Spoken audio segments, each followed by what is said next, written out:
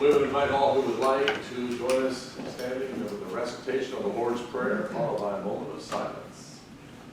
Our Father, who art in heaven, hallowed be thy name. Thy kingdom come, thy will be done, on earth as it is in heaven. Give us this day our daily bread, and forgive us our trespasses, as we forgive those who trespass against us. And lead us not into temptation, but deliver us from evil. For thine is the kingdom, and the power, and the glory forever. Amen.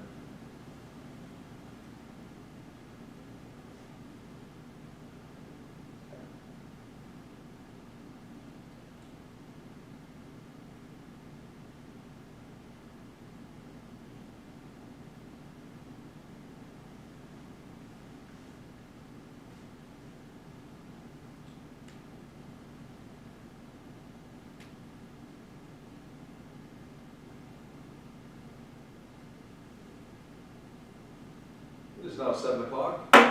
Shelby City Council meeting is called to order. Please join us in the Pledge of Allegiance. I Pledge allegiance to the flag of the United States of America and to the republic for which it stands, one nation, under God, indivisible, with liberty and justice for all. Seated, please. Roll call, please, Mr. Crum. Mr. Robb. Here. Mr. Roberts. Here. Mr. Gates. Here. Mr. Martin. Here. Mr. McLaughlin. Here. I'll now entertain a motion to dispense with the reading of the journal from March 7, 2022. So moved. Second. We have a motion by Mr. Roberts and a second by Mr. Martin to dispense with the reading of the journal from March 7, 2022. Discussion? Roll call, please. Mr. McLaughlin. Yay. Mr. Robb. Yay. Mr. Roberts. Yay. Mr. Gates. Yay. Mr. Martin. Yay. That motion passes. We now come to the time for public comment. If anyone would like to make a comment to Shelby City Council, this is your opportunity to come to the podium, state your name and address, and make your comment.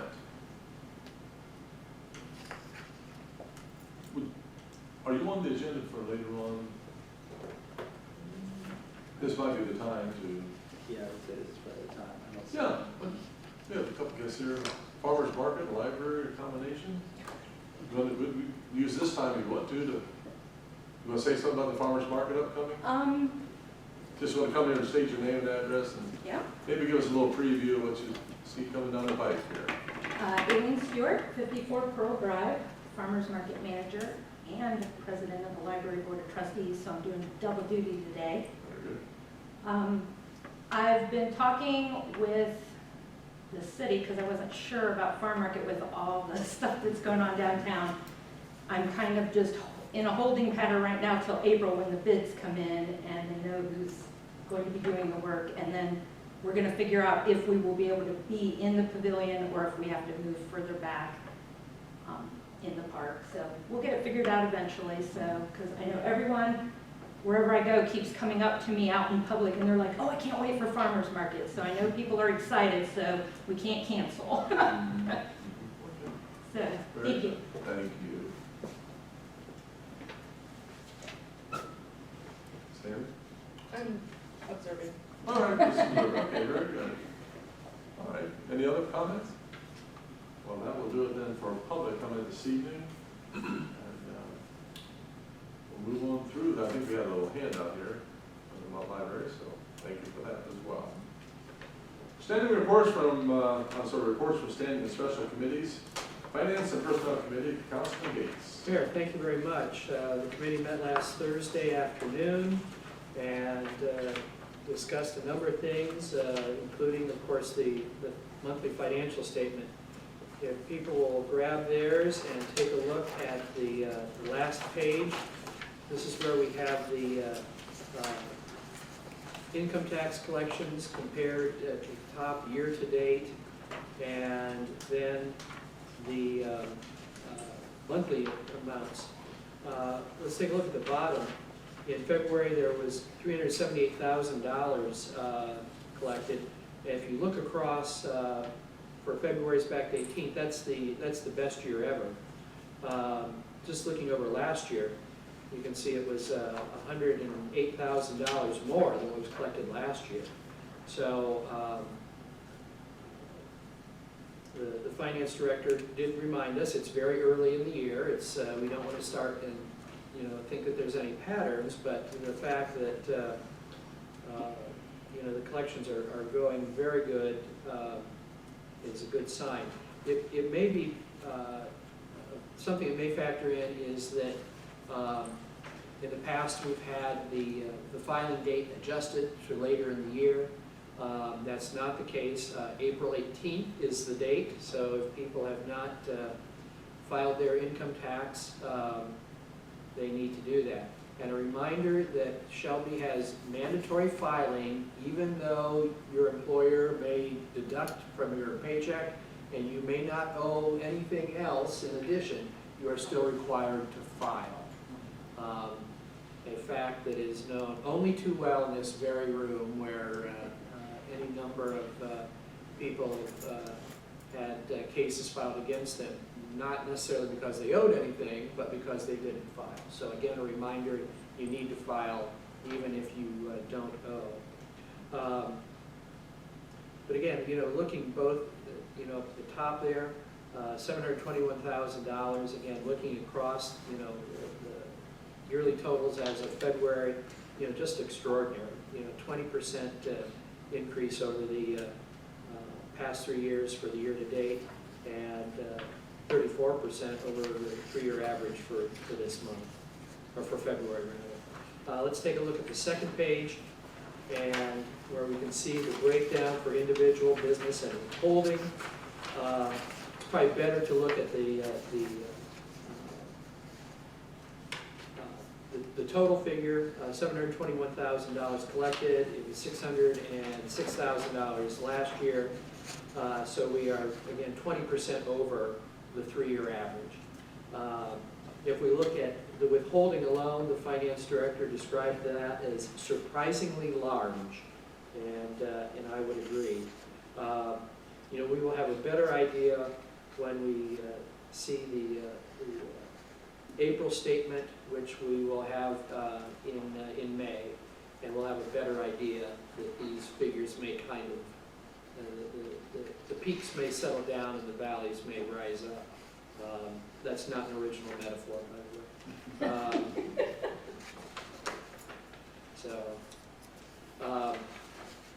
Let's take a look at the front page, and we'll start with the general fund. We have $1,883,000 in cash, slightly over $1 million free and clear as of the end of February. Going down to health and park, if we look clear over to the right, we can see the year-to-date cash change. Those are negative figures. The health fund and the park fund are largely supported by real estate taxes. We should be getting first half settlement in April. So again, we'll see that in the May settlement. So even though we see a couple negatives there, that's simply a cash flow situation. There's not too much to say about the other ones, again, because it's just so early into the year. So with that, let's take a look at back to the second page at the top. And here people can look at the comparisons for 2022 revenues versus expenditures in the total budget, and likewise in the general fund. In both cases, revenues exceed expenditures, or expenditures exceed revenues, but again, that's somewhat of a cash flow situation. The next page, we have the comparisons for the utilities. People can look at that, and there's nothing of any particular significance there. Down at the bottom, we see the transfers from the 220 income tax fund to the other funds. And then the refunds, those are small dollar refunds. Those usually are up well into the 5 figures by the time we're done. So we'll take a look when those develop later. The cash investment reconciliation statement. What we are seeing here We know that the PNC branch in Shelby is closing That's Friday. this coming Friday? Last Friday. Last Friday it closed. So the finance department is well aware of this and has begun moving money. You can see in this statement the checking account in for PNC, $2.2 million. Again, this is as of the end of February. Monies have been moved to the U.S. Bank up the street.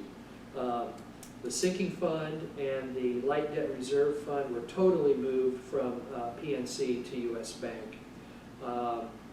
So that's the situation that the finance is dealing with. It's not been as smooth as one would hope, but fortunately we have multiple financial institutions here in Shelby. You know, I think about any of the smaller communities, particularly villages, that are lucky to have any bank within their corporate limits, let alone a choice. So we do have that advantage. You know, we can salve our hurt feelings a little bit about Civista leaving by the fact that we do have choices. Next page is a little sort of Roush. It's pretty flat there, about $1,800 difference there. Looking at my notes, one thing that we had, the finance department had talked with the finance committee, the possibility of waiving a payment for hospitalization. We ended the year with a very good balance in hospitalization fund, but wouldn't you know that in March, Mrs. Cutlip explained there were some significant claims coming in for a payment from the insurance, and the recommendation is to that we, this sounds awkward, recommend that we not pay them less premium. So you know, that was hopeful, but you know, sometimes those things don't work out. As far as PNC is concerned, the city will keep enough money there for 2022 for any checks that may come due, well, not that just don't get cashed, and to make sure that any direct deposits that used to come to PNC in fact don't go there, but we need to keep the account open in case, you know, some monies from the state or from Uncle or whomever, you know, don't go to PNC. Mayor, you reported on some personnel matters. We had 2 swearings in. Kim Center, which you had mentioned the last council meeting, and Andrew Robinson as the fire department. Sergeant interviews in the police department have been postponed because the interviewer was not able to, there was some personal matter, couldn't be there. We have a new, or I should say an offer has been made to a new operator trainee at the wastewater treatment plant, Reese Castedo, if I've pronounced that correctly, as a replacement for Al Bartosiak, who has retired. And we also heard that dispatcher Hatcher in the police department has resigned. Mayor, that's my report. If Mr. Martin or Director Crum have anything to add, by all means they should. Are there any comments or questions from Mr. Gates in regard to his report?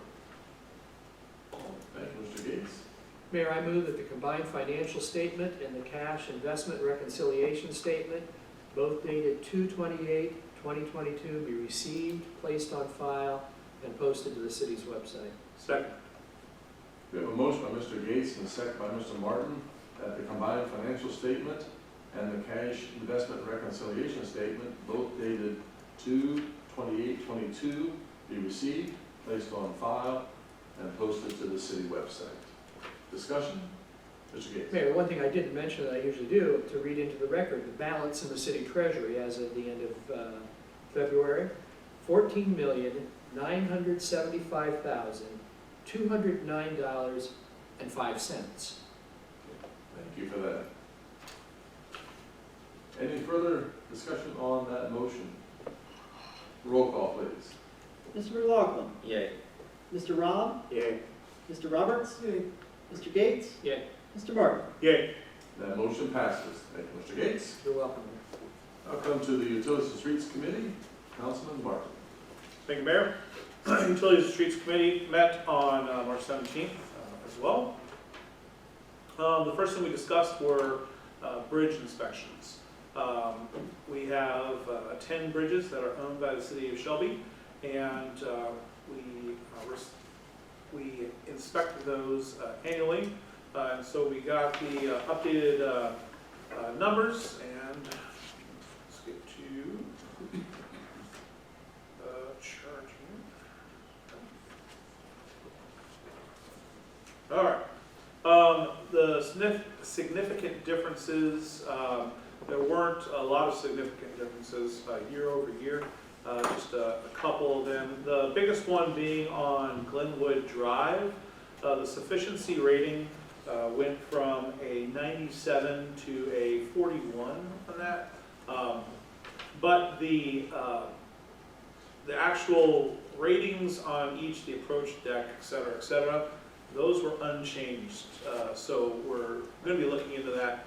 We think there might have been some kind of typo in the system because the sufficiency ratings across the board were pretty static for every other bridge except for that one. It was obviously a significant drop. So we're investigating that further, trying to figure out what the difference is because the categorical ratings were unchanged and don't lead to that sufficiency rating. So more to come on that, but that was in essence what came about that. The wastewater treatment plant roof replacement project. 2 buildings are in need of a roof replacement. The blower room and the digester building. These were not a part of the plant upgrade.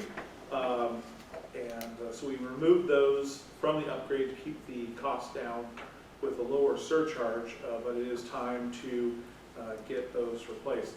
2 proposals were received in September. The bidders agreed to commence work upon written notice of award and to complete the projects before June of this year. It's $48,000 and $65,000 respectively for both of those roofs. So that's just an update on that. Billing software. We're in the process of entertaining new billing software for the utilities office. We have requirements for that, electric, water, sewer, etc. Kind of a choice between 3 software companies. One software is premise only, so it means the server is housed in-house. One software is premise and cloud-based, and then one software is exclusively cloud-based. So more to come on that, but we are planning to have a bid doc ready in Q2 for that. Project update on the lead service line project.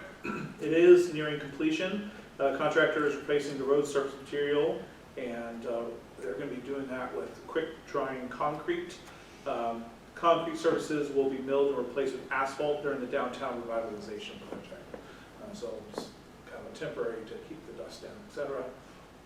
As anybody who's driven on Main Street appreciate. We are currently working to secure funds via an EPA H2O Ohio grant to identify, locate, and map the locations of lead lines within the community. And of course, once we get that mapped out, then we can come up with a plan of how to address that citywide. The downtown revitalization project, the first process of this project is scheduled to begin in April, as many of us are excited to see that get underway. The West Side Square, the intersection of Main and Gamble, is scheduled to be the first area that will see a transformation. So, good news is we're starting the revitalization project. Bad news is continued traffic.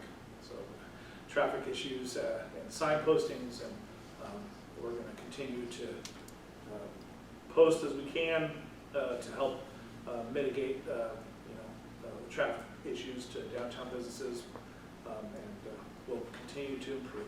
Hopefully that. 2022 street paving project. Engineering part has compiled the material list, the estimated project cost, and bid document for the 2022 street paving project. The streets to be paved will be Samantha, Devonshire Court, Marvin, and West Street.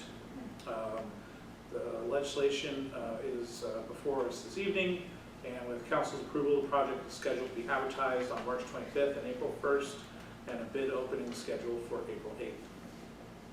ODOT salt bidding process, we are looking to submit for 800 tons for that process, and that legislation is before us this evening as well, so we'll talk about that more later this evening. All right, the cash reserve policy. We are proposing a recommended optimum cash reserve of $4.5 million. That will be free and clear, but after encumbrances. Sorry, before encumbrances. Before? After? Free and clear. Anyways, so without the encumbrances taken out of it. So that reserve was calculated to financially support 3-month cost reductions, fixed amounts for capital expenditures, and also dealing with catastrophic events. On that, we did receive a quote for insurance for the to look at what catastrophic, well, in case of catastrophe, what we would need to be able to make sure that our system can get maintained up and running. Some good news on that is that the substations in the switchgear at the power plant are under our current insurance for the city. So those are already insured. So what we were looking at doing was figuring out insurance for basically the rest of the system. After looking at it and what they were able to provide us in the insurance documents, it was kind of decided that it wasn't worth the hassle of it wasn't worth actually insuring. With the deductible being at $250,000, and for there is a per incident cap at $1 million, we'd essentially be saving or mitigating the risk of just $750,000, which we could have under the policy, as well as the premium was, the annual premium just didn't lead to those numbers. So it just really doesn't make sense. And so what we're going to do is we're going to, we asked that while the substations and the switchgear are covered under our current insurance, we want to see what those per incident costs are, so we're getting that. And that will help us kind of gauge if that $4.5 million number is appropriate to be able to cover catastrophic events. So more to come on that. With the $4.5 million optimum cash reserve, basically this is just us setting a target. Councilman Gates had brought up a kind of an analogy, metaphor, whichever one, that this was basically providing us a destination. And the legislation that we're going to be looking at isn't necessarily prescriptive. So council will have to determine the devil of the details of what exactly that means to get to that destination. So it won't mean automatic rate changes and that kind of stuff. It'll be up to us. But also that destination could change. Like I said, if it comes back that, if a substation is hit, we'll actually need $2 million in cash reserves to fix that one incident.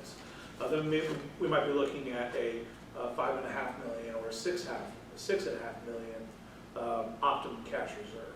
But this just gives us a destination now, so we can make sure that we have that in writing, so that we know where we're going, which is something that's absent right now.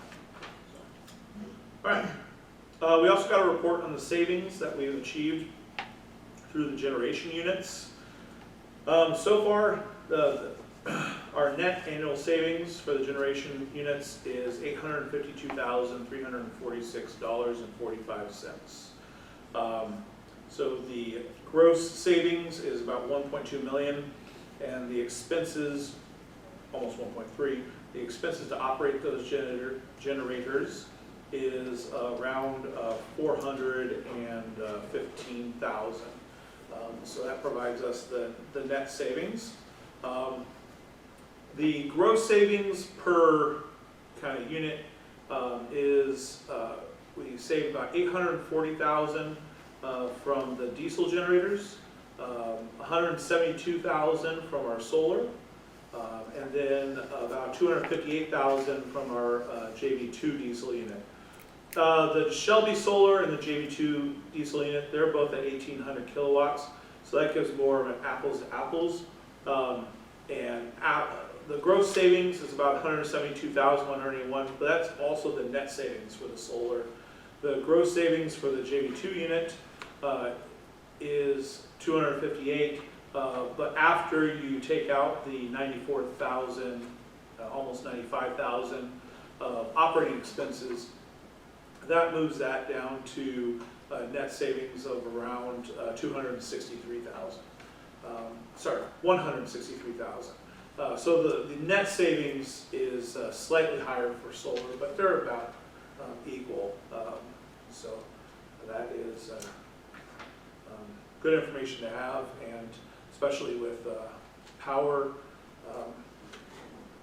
increasing in costs, we've done a very good job of having some foresight getting these things in place so we can see these savings. All right. We also did get a report on electric rate comparison between us and surrounding cities. Our Shelby Municipal Power, our residential cost per kilowatt is basically 0.115, 11.5 cents. Commercial cost is about 12.2, and industrial is 10.7. Comparing that with, for example, the PUCO average for major cities is at 12.6, 9.1, and 6.4. So this just gives a good average to see exactly where we're at.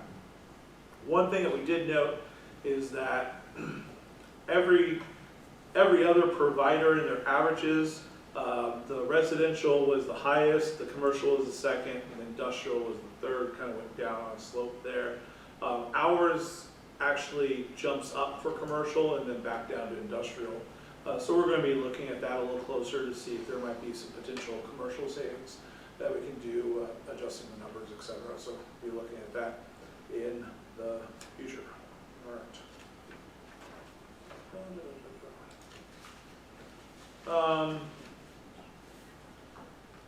Obviously, the fund balance has dropped year over year, and of course that's been by design. So the actions we've taken to lower that fund balance, we did a new rate structure.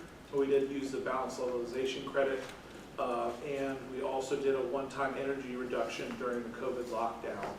And so this has obviously lowered that to where, as you can see on the financial statement, we're a little bit below that $4.5 million. So the question is, what we need to do to get back up. Doesn't necessarily mean rate adjustments. There might be some other things we can do to have that go up, and we'll know more because of the balance levelization credit expiring, that effect on that.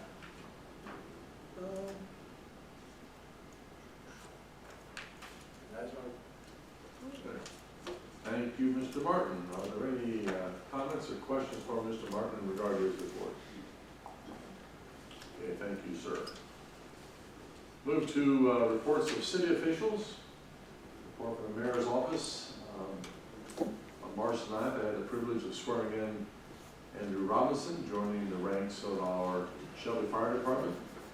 On March the 10th, I attended the Richland County Board of Commissioners meeting with several others from our community in regard to our $500,000 ARPA request. And of course, happy to report that request was granted.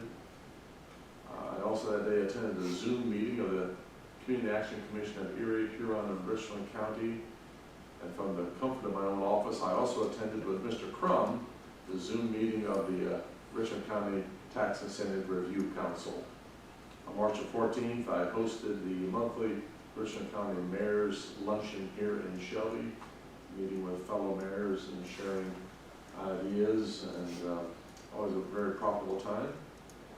On March the 15th, I attended a well-organized meeting of the Healthy Shelby Coalition, and glad to see that coalition has been so active, and we're very grateful for each participant. This is helping us greatly in our accreditation process, community health assessment, and community health improvement program. This organization is really moving that process along. I will be out of the office tomorrow, celebrating 48 years of marriage to my junior high school sweetheart. That is my report. Are there any comments or questions from me in regard to my report? Oh, yes. What did your high school sweetheart have to say about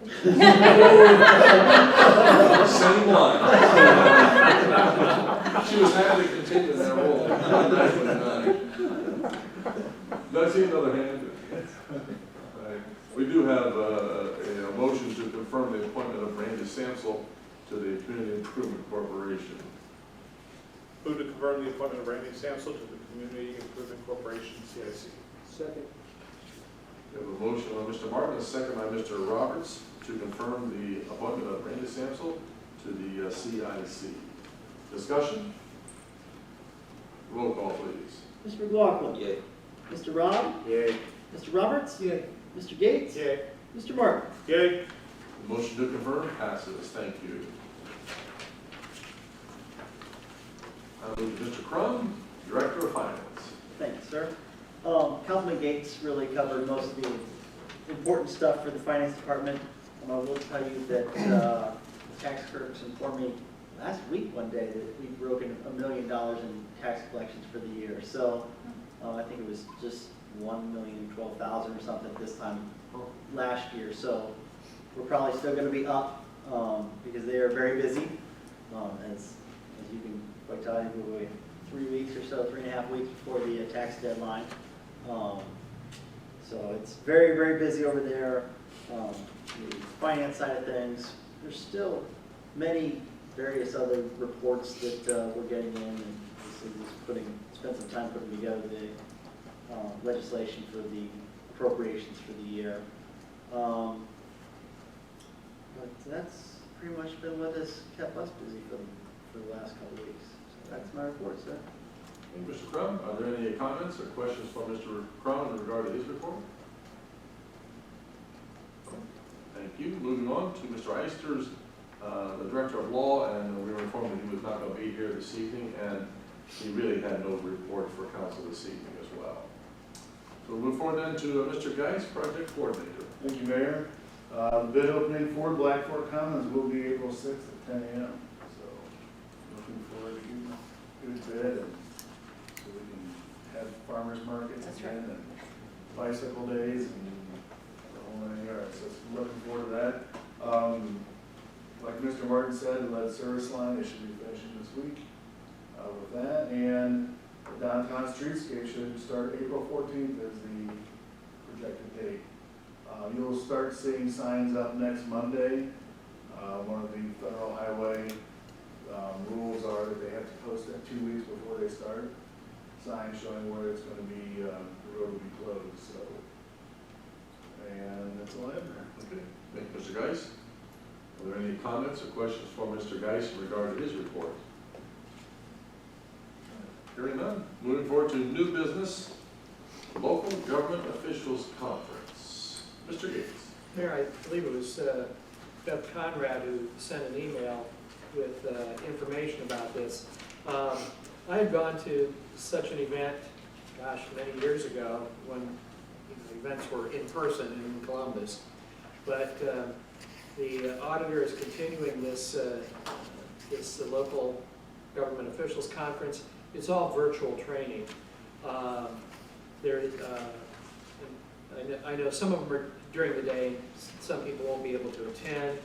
But on Wednesday, there is a presentation on Ohio budgetary law. You know, a good, it says the budgetary process affects all functions of local government, provide an overview of the process from start to finish, including amending the budget in the year, limitations imposed, and the role of the county budget commission. You know, it's, you know, we do not have an absolute free hand here with our city finances. There is a check and balance, and the county budget commission is one of those checks and balances. An HR topic, someone from Clemens Nelson. Investment update and current trends. That's one that would be, I'm sure, of particular interest to the finance director. Talking about interest rates and what have you. Infrastructure, that's always on everybody's mind. An OPERS update, and then at the end on Thursday, common audit comments.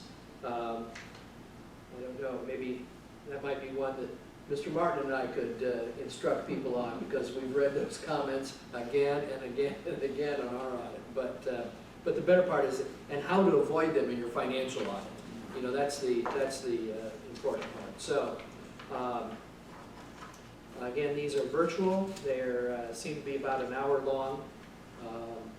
You know, it's a cafeteria plan. Take what you want and leave behind what you don't. So I plan to register and get some of the highlights there. Very good. And thank you for placing it in our packets in a very clean form. I appreciate that. And then the new business. Now we'll move forward to unfinished business. Future use of Main Street Fire Station, that continues to be under the unfinished business category. And the former ice plant property, there is nothing new to report at this time. Is there any other unfinished business to be brought before council? All right, hearing none, let's move forward to legislation. Ordinance number 3, 2022, creating appropriations for the year 2022 and declaring an emergency. Mayor, I move that the rule requiring that an ordinance be read on 3 separate occasions be suspended. Second. We have a motion by Mr. Gates and a second by Mr. Martin that the rule requiring that our ordinance be read on 3 separate occasions be suspended. Discussion? Roll call, please. Mr. McLaughlin. Yay. Mr. Rob. Yay. Mr. Roberts. Yay. Mr. Gates. Yay. Mr. Martin. Yay. That motion to suspend passes. Mayor, I move the ordinance be taken up and passed. Second. We have a motion by Mr. Gates and a second by Mr. Martin for the passage of ordinance number 3, 2022. Discussion. Mr. Gates. Mayor, I've gone through many of these processes over the years. This one, you know, I had high praise last year for how well the process went. I think this year the process went even better. This was the most collaborative, this is the most collaborative appropriations ordinance that I've ever seen. So thanks obviously goes out to the department heads who came up with their original proposals, with the finance director who worked with them, crunched them, did whatever, and to my colleagues, including yourself, Mayor, who sat, you know, 2 separate times, about 3 to 4 hours each, going through the appropriations. Again, a degree of collaboration and cooperation that I've never seen. I would concur. Thank you. Any further comment? Mr. Crum. Thanks, sir. Oh, I just want to let all of you guys know, I did send a final copy with all the line items on Friday. There are 3 funds that have some slight changes from what we saw at Committee of the Whole. 2 of them, the 250 fund and the 251 fund, they're related to our CHIP program. We finally got the numbers from that organization, and they are in and out. You know, they give us the money, we spend the exact same amount. The 250 fund, I had estimated $200,000 coming in and going out. In reality, it's only $106,000. So I reduced that down. In the 251 fund, I had estimated just a tick shy of $200,000. The actual number is $217,000. So that's changed. And then the 284 fund, which is our ARPA funds, shortly after appropriations, we got a check for $1,800, which was one of the entities had returned their funds, and so they redispersed it. So I figured, well, gee, maybe I better increase that line, because I had it exact. So instead of 473,000 coming in, I moved it up to 480,000. So we had a little bit to play in case we do get some more money, and I don't have to come back and ask for you guys to adjust things. But those are the only three numbers that have changed since committee held. Thanks, Mr. Gates. And for the question for the finance director, and those changes are reflected in this document, in this legislation. Yes, they are. Thank you. Mr. Gates. If we look on the page 3, it has total appropriations of $39.4 million. Knowing that some of that money is transferred from fund to fund to fund, I asked the finance director to give us an idea about the amount of money that actually leaves the city treasury. And he said that that's a tick, and that was his word, a tick over $34 million. So you can see we've got nearly $5.5 million in transfers. The best example, of course, is city income tax fund. It comes there and then is dispersed. And in some cases, it gets transferred again. So, but if people wonder, what does it cost to operate the city of Shelby for a year? $34 million. That's a good point. Wow. And again, hats off to all those who are keeping track of each and every figure to the penny. That's astounding. All right. Any other comments or questions? Roll call vote, please. Mr. McLaughlin? Yay. Mr. Rob? Yay. Mr. Roberts? Yay. Mr. Gates? Yay. Mr. Martin? Yay. Ordinance number 3, 2022 passes.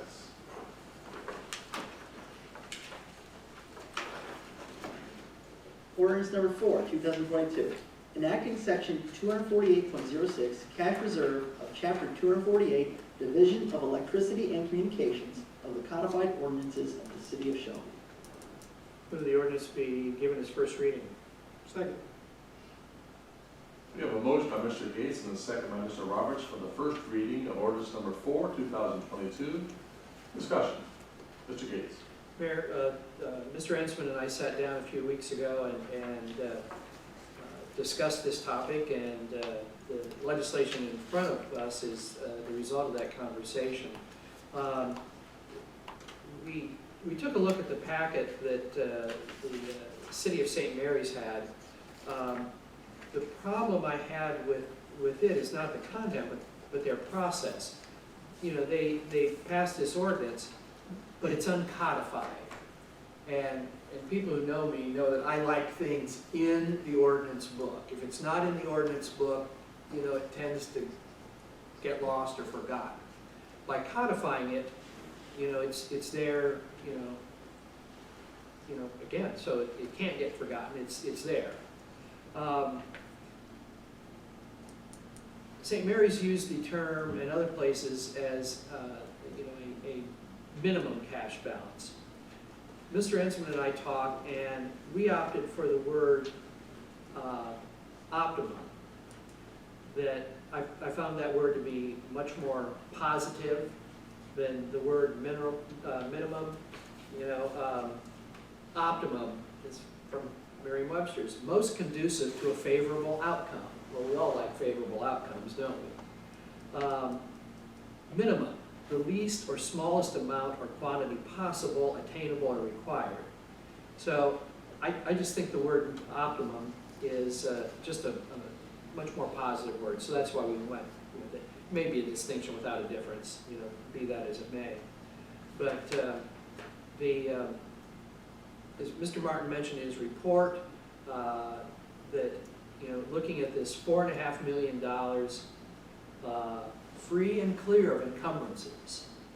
So that becomes the destination. To continue with that metaphor, we don't have a route how to get there, nor do we have a speed determined. You know, are we gonna, are we gonna go down the interstate at 70 miles an hour, or are we gonna take a nice two-laner at 45? So, but knowing that the financial statement is a snapshot and the risk of that, but as of the end of February, we had just a shade under $4 million free and clear in the light fund. So again, knowing that that figure moves from month to month, but because it's the number we have right in front of us, we would be telling the ratepayers in this community, we need to come up with another $500,000 to reach our destination. Now, there's 3 ways to do that, as we all know. You can cut expenditures, and some of those expenditures are beyond our control, like purchase power. I mean, we have some control with the contract we have, but it is what it is. The other thing we have, a lot of control is personnel. Well, we've got a good number of personnel, including linemen, and we've done our best to keep linemen. If we can't reach the goal by cutting, we have to raise revenue, possibly even raising the rates. Or the third is we do a combination of the two, which is likely where we're going to go. But they're depending how seriously we take this legislation, if it ultimately passes, we may be looking at rate increases. We may be looking at service cuts. It's much easier said than done.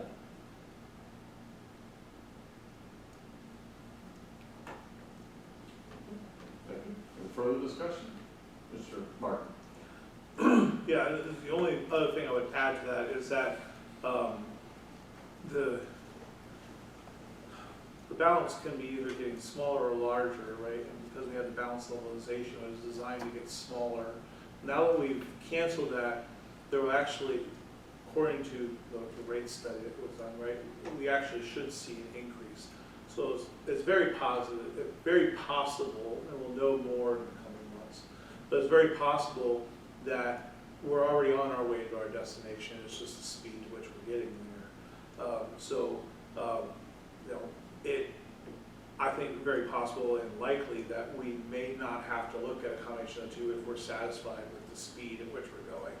But that'll take a couple of months for us to know. So we know that there's been a drop, but that drop was intended, and we planned for that.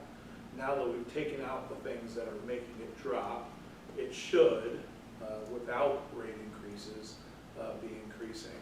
Now, the speed at which that is, we don't know yet, which is why I said we just don't have a clear picture on that, but we should in the next couple months.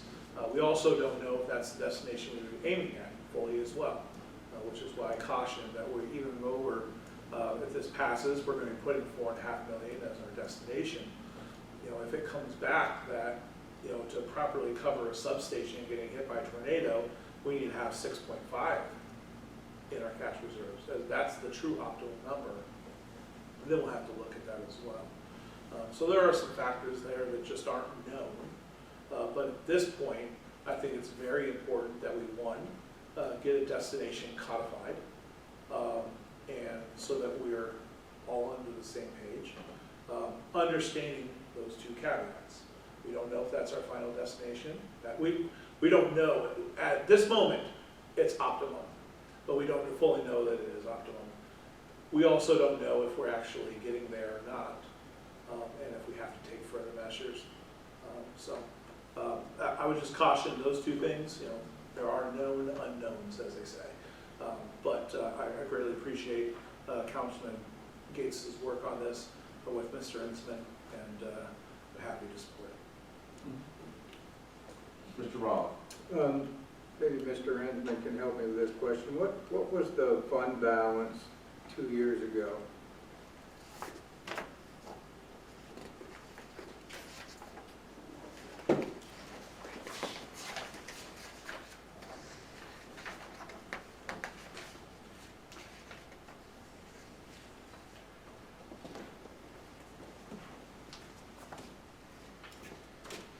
The fund balance at the end of 2019 was $6,560,599. In 6.5 last- million. In last year? At the end of 2020 was 5.8 million.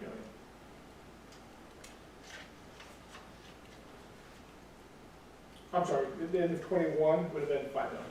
So at the end of 2019 would have been 6.5 million. The end of year 2020 would have been 5.8 million. At the end of year 2021 was 5 million. Mr. Rob? Where'd that money go? The balance levelization accounted for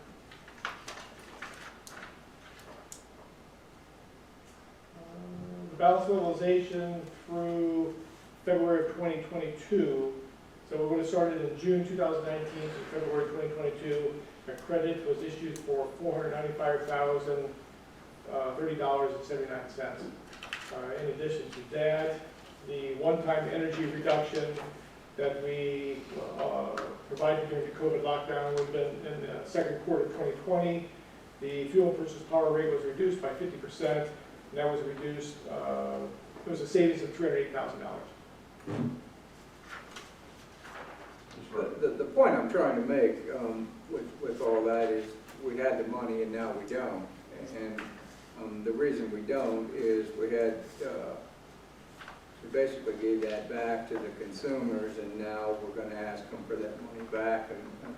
Am I understanding that right? Mr. Martin? Not necessarily. So it's not a matter we gave and then we're taking back. It's that on the balance levelization credit, they were getting a credit on their statement, and this month will be the last such credit. Going forward, they won't be getting that credit. So it's not a matter of we're increasing rates to take that money back. It's the matter of that credit's going away, and we're going to see where we're at on that road. Mr. Rob? Well, I understood Mr. Gates correctly. He was talking about cutting services and possibly increasing rates to get to the level that we need to be at. Mr. Martin? That's correct, and that's why I interjected to clarify, I shouldn't say that, I don't clarify another council member's statement, but to offer another viewpoint that we just don't know if that's an avenue we have to go down. Because we were very deliberate in dropping. Again, we went from essentially $6.5 million to $5 million in 2 years, all right? And we did that very deliberately. It's not something that necessarily caught us by surprise, all right? So we did that deliberately. We've ended the deliberate cause of the downward slope, so now we're going to see, we should see, if the rate stays correct, we should see a rise. So now, the question then becomes an answer, again, to borrow the analogy, one of speed, all right? Do we want to get to 4.5 million by the end of this year? Well, that will probably require a rate increase. Are we happy getting to 4.5 million by the end of next year? Well, that likely won't require any action at all. So that's why I want to interject to make sure that at this point, there's no sense to, panic's probably not the right word, but lack of a better term, there's no sense to panic with where we're at right now. I believe, and I'm not going to put words in Mr. Ensman's mouth, but through our conversations, I believe that Mr. Ensman believes that we're going to be on that upward trajectory to get to where we want to as far as destination without cutting services and without raising rates at this juncture. That's not to eliminate the possibility in the future if the data tells us something differently. But with the knowns that we know right now, we don't anticipate that being something, definitely don't anticipate that something coming before council before probably Q4 of this year. Mr. Ross? Well, just, I have no issue with setting this optimum balance or reserve, but I would very much oppose any change in service or any rate increase to increase the. Mr. Martin? And at this juncture, I agree. Now, again, going back to the discussion, that's with optimum at 4.5. I think we can get there pretty easily over the next 18 months. I don't think that's going to be an issue. The issue becomes if that new optimum number changes. For example, if it comes back that if a tornado were to hit one of our substations, then that would cost us, above and beyond the insurance covering them, let's just say $4 million. Okay? Well, we couldn't absorb that in the fund, so we would need to have a different optimum number. Okay? And then again, that becomes a matter of speed. How quickly do we want to make sure that we are fully covered? Because again, we self-insure. So that's why this number is a big number to begin with. We self-insure. So we want to make sure we are properly insured. But to Councilman Rob's point, I completely agree. The appetite for increasing rates is extremely low. And I don't think that's something we're going to have to look at this quarter or the next quarter. It'll probably be Q3 or Q4.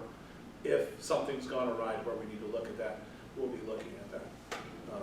But again, that won't be without input from everybody involved and a clear pathway going forward. So, as I said, there are a lot of known unknowns. There are things that we just know that we don't know right now. Mr. Gates? I would echo what Mr. Rob has said. I would, the idea of cutting service or increasing rates leaves a foul taste in my mouth. Another thing to, again, I want to focus on that word optimum. It's not mandatory, it's not required, it's not a minimum, it's optimum. There's nothing here that, if we said, 6 months, 9 months, the end of the year, if that's not the balance, there's nothing that forces council's hand. And as we well know, one council cannot tie the hands of another council. In fact, a council cannot tie its own hands. So, there were some places, I think it might have been AMP that was, suggesting that it be a 6 months balance. Well, this is only 3 months worth. So, 6 months is just, I don't know who invented that number, but that's just, I don't want to say it's silly, but as far as I'm concerned, it's indefensible. But there are good reasons to have, an optimum cash reserve. And again, how we get there and at what speed, that remains to be seen. If I may interject, being a bit of a wordsmith, I love the word optimum because words mean something. And I think we've got to be careful we don't make optimum synonymous with minimum balance. So I think that's some of the mentality. It's not a minimum, it's an optimum. So I love that word. I'm glad you two worked that out. It's beautiful. Any further discussion? Roll call, please. Mr. McLaughlin? Yay. Mr. Rob? Yay. Mr. Roberts? Yay. Mr. Gates? Yay. Mr. Martin? Okay, Ordinance number 4, 2022 passes its first reading. Resolution number 15, 2022, authorizing the mayor as Director of Public Service to participate in the ODOT road salt contracts awarded in 2022. will the resolution be taken up and passed? Second.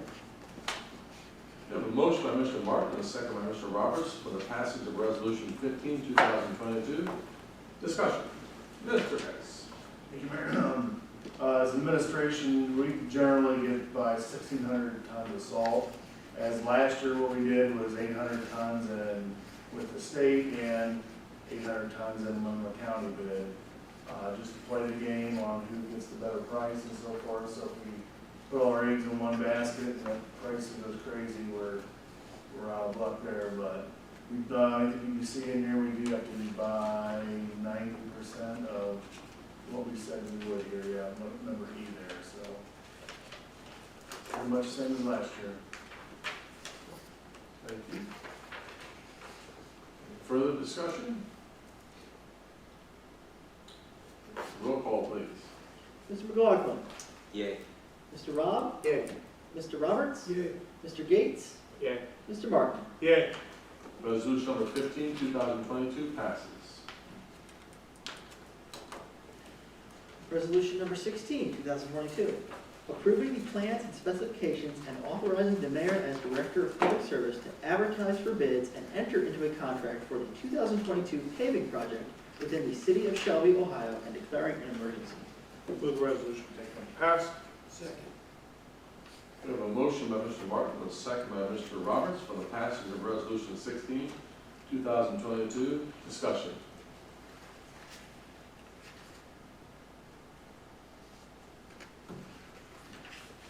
You want to say anything? We pretty well discussed this and all the committee meetings and so forth, and the different roads chosen. And I did submit a different sheet for you guys for the streets to be paved. I used last year's on there, so that'll be in your book there. Any further discussion? Roll call, please. Mr. McLaughlin. Yay. Mr. Rob. Yay. Mr. Roberts. Yay. Mr. Gates. Yay. Mr. Martin. Yay. Resolution number 16, 2022 passes. Miscellaneous business. They're brought before council this evening. Mr. Gates. Mayor, the council adjourned. Second. We have a motion by Mr. Gates and a second by Mr. Martin for adjournment. Roll call, please. Mr. McLaughlin. Yay. Mr. Rob. Yay. Mr. Roberts. Yay. Mr. Gates. Yay. Mr. Martin. Yay. Council adjourns at 8:01. Thank you, gentlemen.